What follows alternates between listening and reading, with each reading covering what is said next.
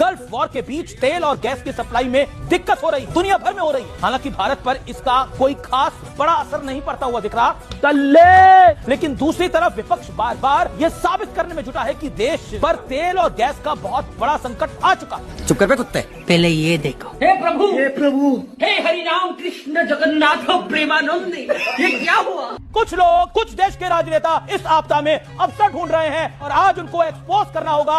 आइए देखकर मजा आएगा। मैं तो आपको सुन रहा था। मैं अगर ये कहूं कि आपके कार्यक्रम में बीजेपी के प्रवक्ता की कोई जरूरत ही नहीं होती। आपने ओपनिंग में ही भारतीय जनता पार्टी की सरकार को इतना बचाव कर दिया, दलाल, और ये साबित कर दिया देश के सामने कि जो बीजेपी से सवाल कर रहा है वो देशभक्त नहीं है। मैंने बिल्कुल ऐसा नहीं बोला कि जो बीजेपी से सवाल कर रहा है वो देशभक्त नहीं है। बोलने दे, तकलीफ हुआ है बेचारे को।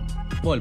हाँ, जो अफवाह के बाजार को गर्म कर रहा है वो देशभक्त है कि नहीं है, वो आप बताइए। जो अफवाह के बाजार को गर्म कर रहा है। लगता है तुम गू खा के ही मानोगे कि मीडिया की और एक सच्चे पत्रकार की ये जिम्मेदारी है कि सवाल सरकार से हो। आप सरकार से कहलवाइए ना कि कोई कमी नहीं है। हिम्मत कहलवाइए ना कि गोरखपुर में क्यों मारपीट हो रही है, क्यों अयोध्या में होटल बंद हो गए हैं, क्यों प्रसाद नहीं बन रहा है।